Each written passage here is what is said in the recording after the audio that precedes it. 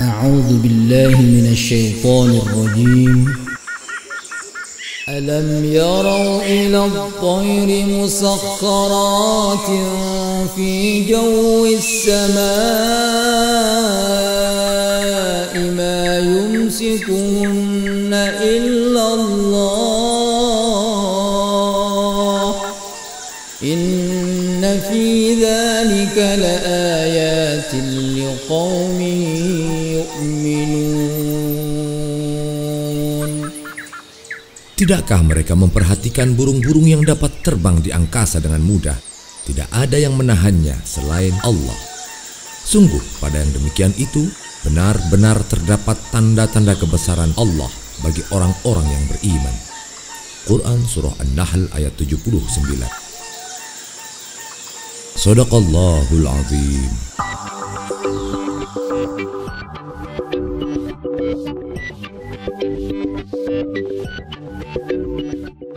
Ayat yang menggema di awal kajian kita ini adalah di antara banyak ayat dalam Al-Quran yang berbicara tentang burung. Tidak kurang dari 11 kali burung termaktub di dalam Al-Quran. Sepertinya Allah menginginkan manusia mengambil banyak ibrah, pelajaran dari hewan burung ciptaannya tersebut. Bagaimana burung bisa terbang adalah anugerah luar biasa dari Allah. Untuk dapat lepas landas dan memulai terbang dengan sempurna, burung haruslah berbobot ringan. Untuk dapat bertahan di udara dengan semua manuvernya serta dapat turun dan hinggap dengan baik, burung harus memiliki otot-otot yang kuat. Berbekal dua kualitas, ringan dan tangguh, inilah burung diciptakan oleh Allah. Dan kualitas itu pula yang pada akhirnya menginspirasi manusia dalam penciptaan pesawat terbang.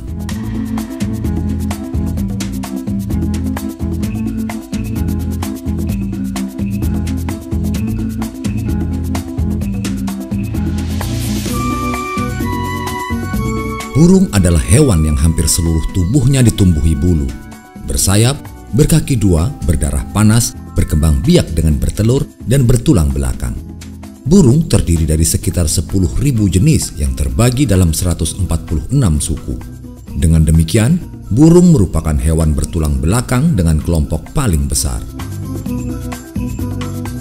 Burung hidup di hampir semua belahan bumi. Burung berevolusi dari dinosaurus pemakan daging atau theropod pada masa Mesozoik sekitar 150 juta tahun yang lalu. Burung kuno seperti Archaeopteryx memiliki gigi di paruhnya dan cakar di sayapnya. Dalam klasifikasi yang disebut Francis Willoughby dan John Ray pada tahun 1676 dan kemudian diperbaiki oleh Carolus Linnaeus pada tahun 1758, kelompok burung kelas Aves dimasukkan ke dalam golongan dinosaurus dari kelompok Theropoda bersama dengan buaya. Pada akhir abad ke-20, burung dipisahkan dari kelompok dinosaurus dan dimasukkan ke dalam kelompok hewan yang berkembang lebih baru. Archaeopteryx lithographica kemudian dianggap sebagai jenis yang menurunkan burung modern.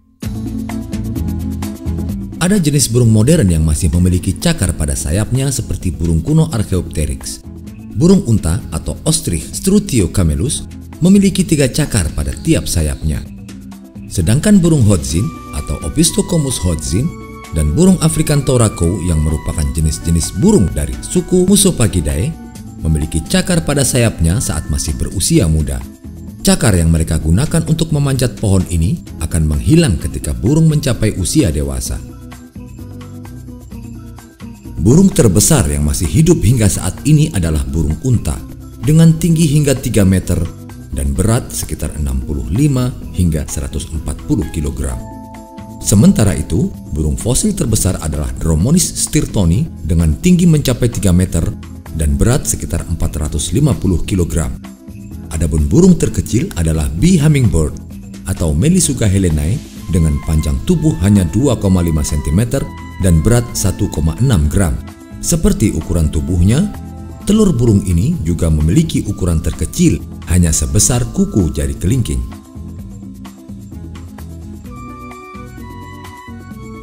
Tidak semua burung dapat terbang, ada beberapa jenis burung yang hanya bisa berjalan dan berlari, misalnya burung unta.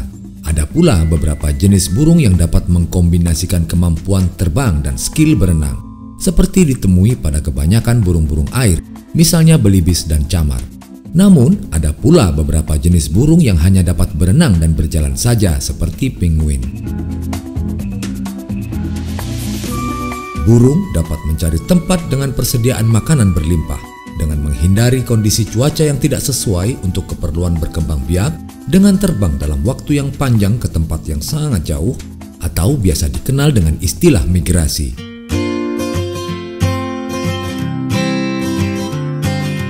Dasarnya, keberadaan gaya gravitasi membuat semua benda yang diletakkan di udara cepat atau lambat akan jatuh ke bumi. Baik makhluk hidup maupun benda mati pasti dipengaruhi oleh gaya gravitasi ini. Namun demikian, dengan mukjizat yang diberikan Allah, burung dapat menentang gaya gravitasi dan terbang naik turun di udara. Bahkan, seekor anak burung yang sama sekali belum tahu cara terbang dan tidak pula mengenal hukum termodinamika, lahir dengan potensi untuk bisa terbang. Ia menjatuhkan dirinya dari sarang yang tinggi di atas pohon dan langsung bisa terbang seolah ia tahu badannya memang didesain untuk itu. Subhanallah. Ini adalah bukti otentik kebenaran firman Allah di dalam Al-Quran Surah Al-Mulk ayat 19.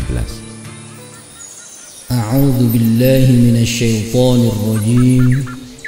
أولم يروا إلى الطير فوقهم صافات ويقبضن ما يمسكهن إلا الرحمن إنه بكل شيء بصير. Tidakkah mereka memperhatikan burung-burung yang mengembangkan dan mengatupkan sayapnya di atas mereka? Tidak ada yang menahannya di udara selain Yang Maha Pengasih. Sungguh, Dia Maha melihat segala sesuatu. Quran Surah Al-Mulk ayat 19.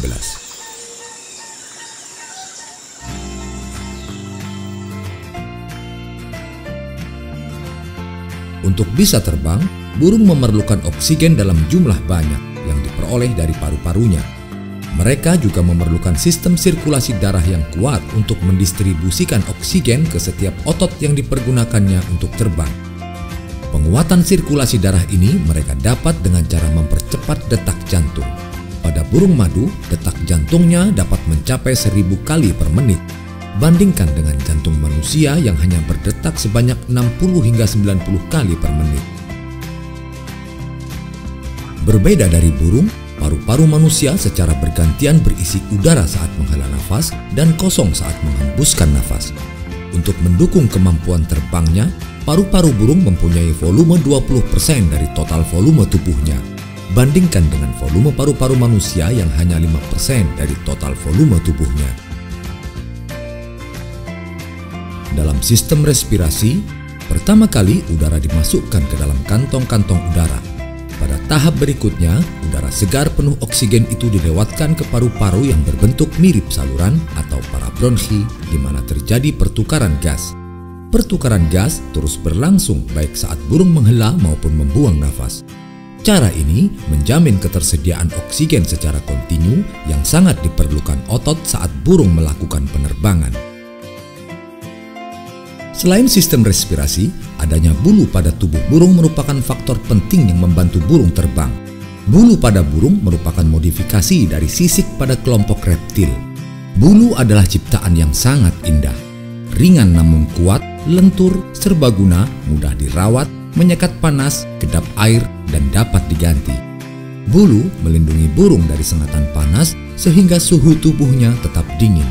Sebaliknya, dalam kondisi udara yang dingin, bulu berperan menghangatkan tubuh. Bulu melindungi burung agar tidak terlalu basah apabila terkena hujan. Bulu juga merupakan bagian penting dari sayap agar burung dapat terbang. Bulu dikelompokkan ke dalam beberapa tipe berdasarkan bentuk dan fungsinya, yaitu: pertama, bulu yang tumbuh di sayap, diperlukan untuk terbang. Kedua, bulu ekor, berperan sebagai penyeimbang dan pengarah saat terbang, serta berperan sebagai rem saat mendarat. Ketiga, bulu halus yang menutupi tubuh burung, berfungsi mengatur suhu tubuh, membuat burung tidak terlalu kedinginan maupun kepanasan. Keempat, bulu yang berwarna-warni atau berbentuk spesifik berfungsi sebagai kamuflase atau menarik lawan jenis dalam ritual perkembangbiakan.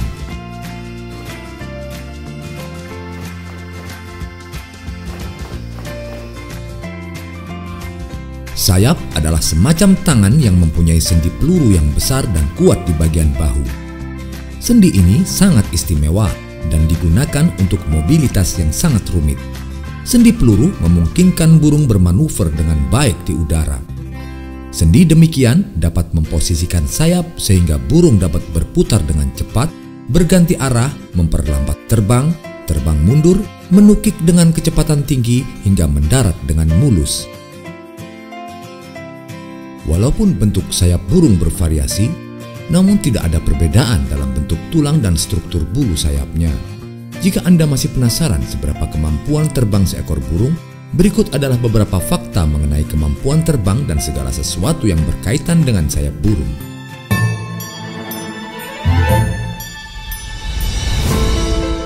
Burung peregrine falcon atau Falco peregrinus adalah pemegang rekor burung tercepat. Ia mampu terbang dengan kecepatan rata-rata 145 km per jam. Burung ini diperkirakan dapat menambah kecepatannya hingga 320 km per jam ketika sedang memburu mangsanya.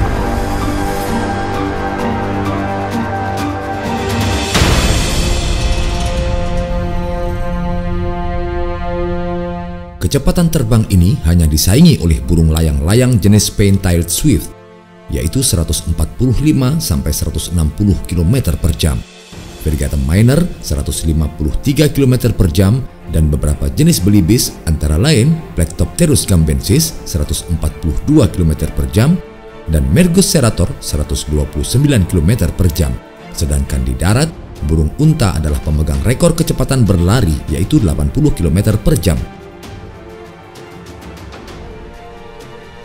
Hummingbird atau burung madu atau kolibri dari Amerika Selatan adalah satu-satunya kelompok burung yang dapat terbang mundur dan menyamping. Hummingbird adalah raja dalam soal manuver di udara. Setiap hari burung ini mengunjungi sekitar 2000 bunga untuk menghisap nektarnya. Sebagian besar hasilnya digunakan memasok bahan bakar untuk keahlian terbangnya itu. Pada saat berhenti di udara untuk menghisap nektar, kepakan sayapnya dapat mencapai 60 hingga 90 kali per detik.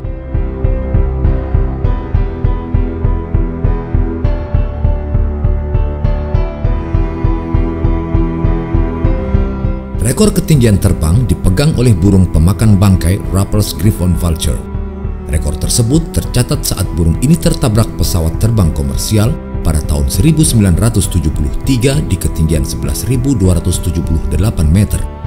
Setelahnya terdapat Belibis Bar-headed Goose. Jenis burung ini diwartakan terlihat terbang di atas pegunungan Himalaya pada ketinggian sekitar 7.500 meter.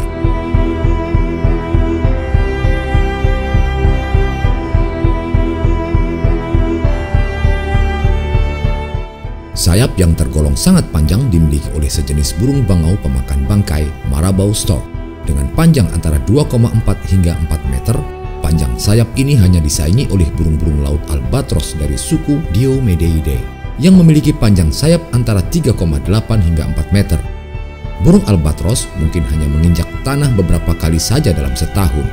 Hidupnya dihabiskan untuk terbang di udara dan berenang di air laut.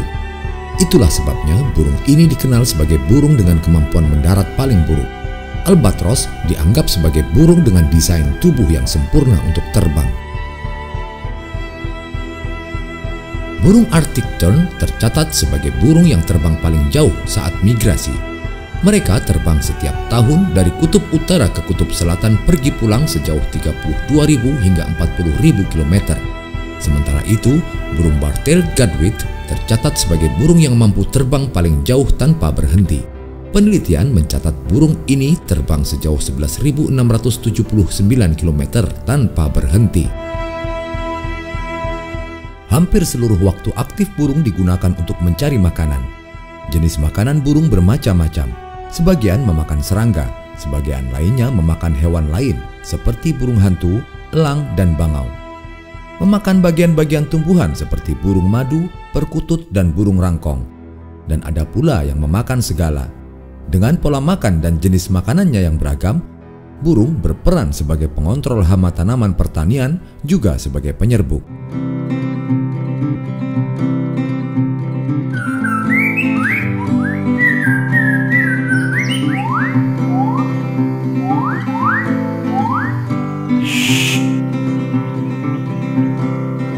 Burung menggunakan nyanyian untuk berkomunikasi. Bunyi dihasilkan dengan menyalurkan udara pada organ bernama syrinx. Otot ini terbagi menjadi dua bagian, di mana tiap bagian dapat memberikan nada yang berbeda dalam waktu yang bersamaan. Nyanyiannya yang merdu, demikian juga bentuk tubuh dan warna bulunya yang menawan, membuat banyak orang menyukai unggas ini. Hal ini tidak jarang malah berakibat negatif, karena penangkapan burung secara masif jelas membahayakan populasinya di alam liar. Burung berkembang biak dengan telur. Beberapa jenis burung dapat bertelur tiap hari seperti ayam peliharaan, dan beberapa lainnya baru bertelur setelah berselang beberapa tahun seperti burung maleo alias Macrocephalon maleo. Burung pada umumnya meletakkan telur di dalam sarang yang dibuat pada ranting pohon, lubang pohon, celah-celah tebing, atau di atas tanah dan pasir. Burung maleo misalnya, yang hanya ditemukan hidup di Sulawesi ini, menguburkan telurnya di tanah pasir.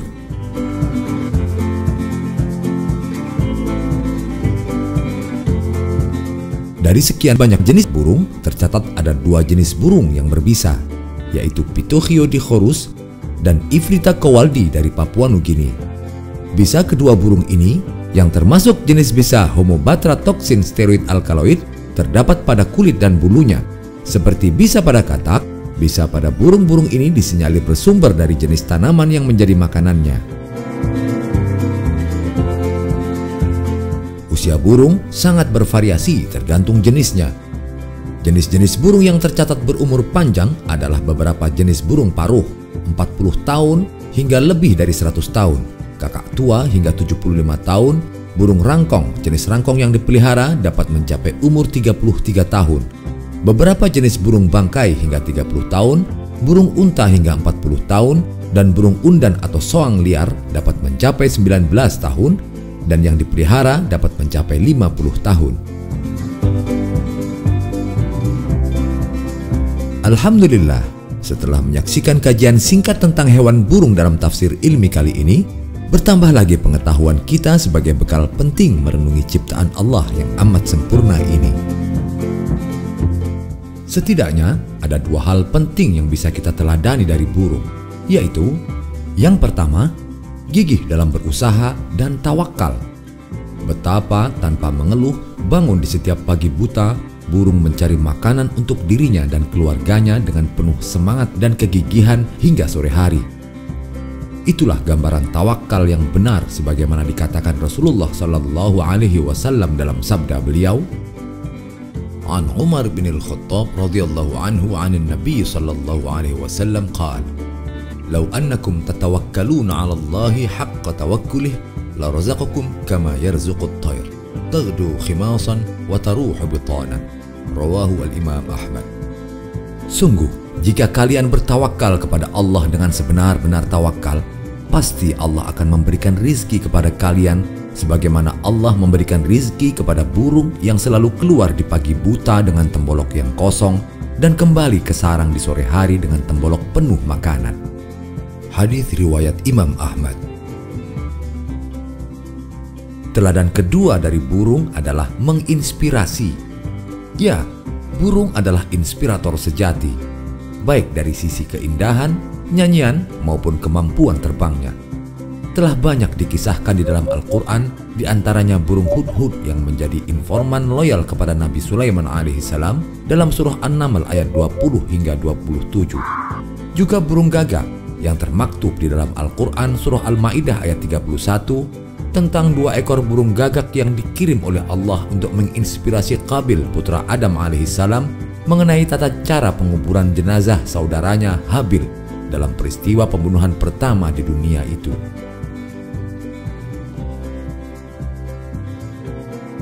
Maha benar Allah yang menciptakan makhluk burung dengan keteladanan sempurna. Wallahu a'lamu bis-shawab. Demikianlah kajian tafsir ilmi tentang hewan burung kali ini. Yuk, ikuti terus tafsir ilmi dengan serial hewan dalam perspektif Al-Quran dan sains berikutnya. Semoga bermanfaat. Wassalamualaikum warahmatullahi wabarakatuh.